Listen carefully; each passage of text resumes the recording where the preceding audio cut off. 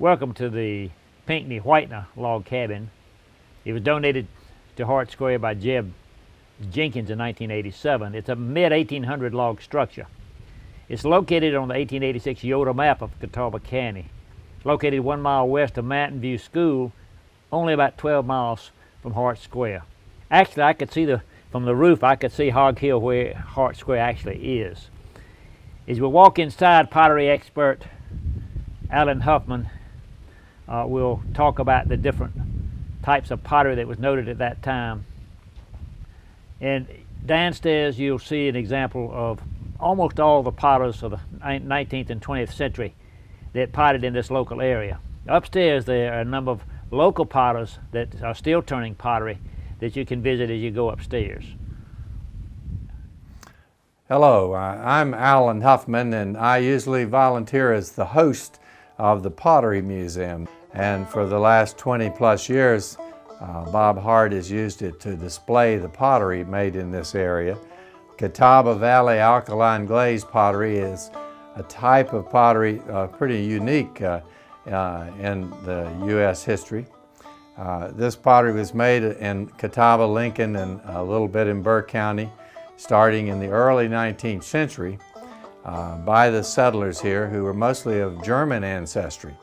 And their type of pottery evolved differently from the pottery made down in central and eastern North Carolina, which was an English tradition. This pottery was first made sort of commonly in the very early 19th century. One of the first families to make the pottery was the Seagull family. And Daniel Seagull, who has a nice piece here on the floor, was sort of the father, literally, and the patriarch of that family. His son, John Franklin Seagull, and other family members became quite well known at the time for their trade and subsequently for the history of this pottery tradition. Daniel Seagull's family became quite well known at the time and subsequently was important for the early tradition of Catawba Valley pottery. Daniel's son, John Franklin Seagull, was well known then and now, and his son-in-law, John Goodman, joined the family business. Also, Isaac Lefevers, who made this nice piece.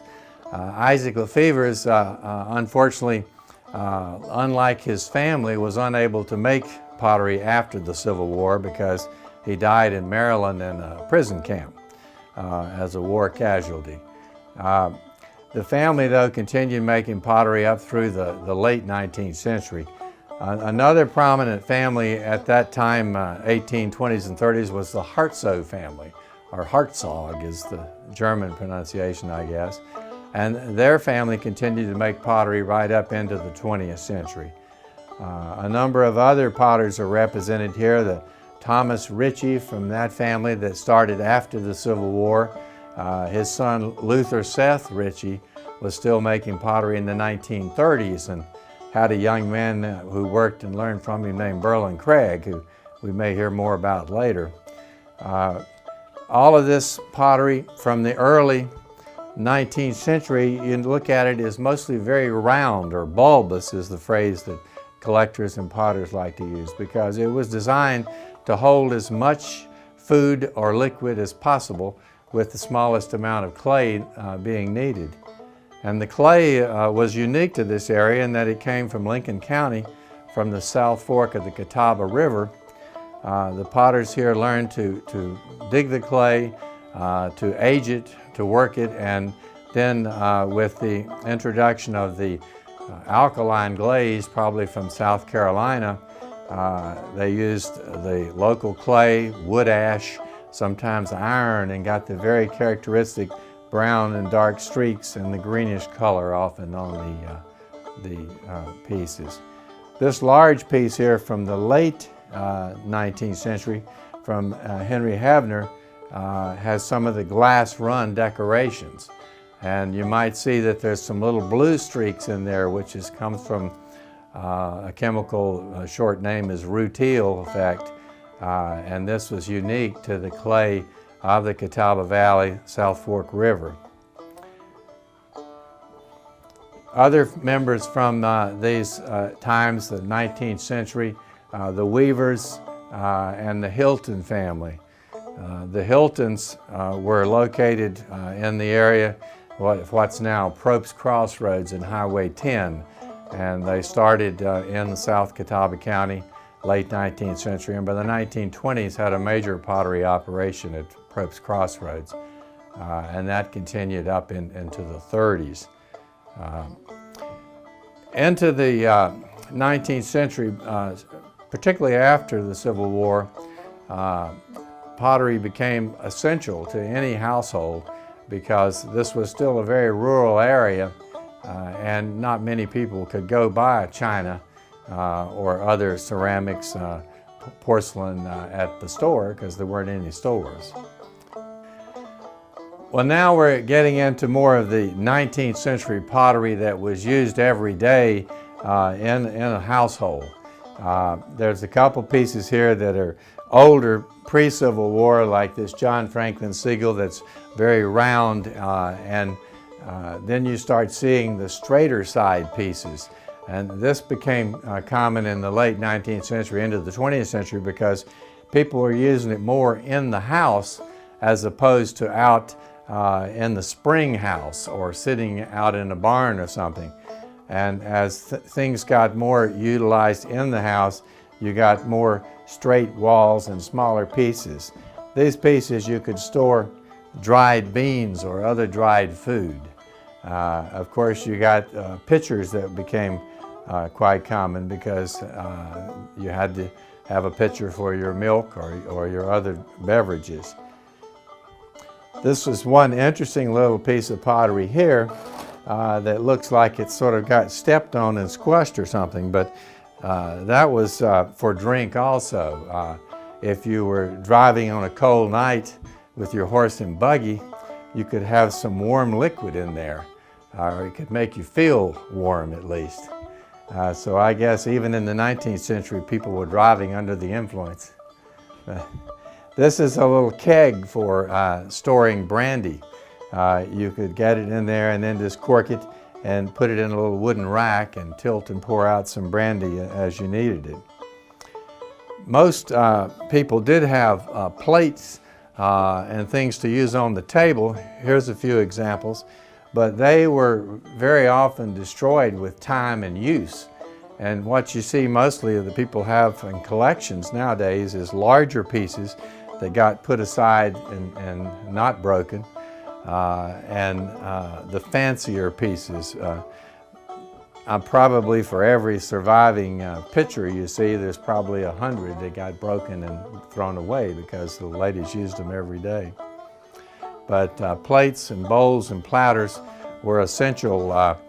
Things started changing a little bit in this area in the 1920s when electricity became more common for people to get, and people stopped using their spring house and started switching to refrigerators, and you started seeing some pottery used there, but it was much smaller items. And the advent of electricity, refrigerators, and electric stoves and things hurt a lot for the pottery sales. So some of the surviving potters in the 1930s started designing pottery to sell for tourists. People driving from Charlotte and points east also coming through this area headed to the mountains. And the Reinhardt family here started what people call the striped pottery or swirlware. And also this was done by the Probst family, all in the Cat Square Henry area of northwest Lincoln County. And it had been done a few times around the world and in this country, but this was the first area to start producing it as a regular item of their production to sell to tourists and to locals who wanted a pitcher or a bowl or something that looked a little different. After World War II, pottery sort of was almost non-existent in this area because people were working in factories. People could go to the store and buy porcelain or other metal products for the kitchen. But Berlin Craig, who lived in the Henry community, and this is a great example of his nice jar there, he continued to make pottery because that was what he had learned growing up. He wanted to do it, but he couldn't make a living, so he went into the furniture industry for about 20 years. But by the 1970s, he became sort of a living legend of people, one of the few people who still knew how to make pottery in the 19th century tradition. And he made a lot of these large storage jars, started making face jugs. And the first face jugs were also made in the 1930s by the Reinhardt family and the Hilton family. Not very many of them, but that was another tourist item. Berlin made it very famous in the 1970s in the bicentennial era and the interesting crafts. In the 20th century, Berlin Craig was sort of the main and most famous potter in the area, but he did help young potters who wanted to learn the trade. And a number of potters have been quite successful in the last 25 years working in the Catawba County area. Kim Ellington, who actually helped build the Kill here at Hart Square, is well known, and a lot of his things are on display here on the first floor of this cabin. Some small Berlin Craig pieces are up over the mantel here. On the second floor we have examples of a number of the potters from this area who worked in the late 20th century and over the last 10 or 15 years. And there's also furnishings upstairs as for bedroom furnishings, but a lot of interesting things to see there. This Pottery Museum is quite extraordinary for showing the tradition, the styles, and the history of pottery here in the Catawba Valley of North Carolina.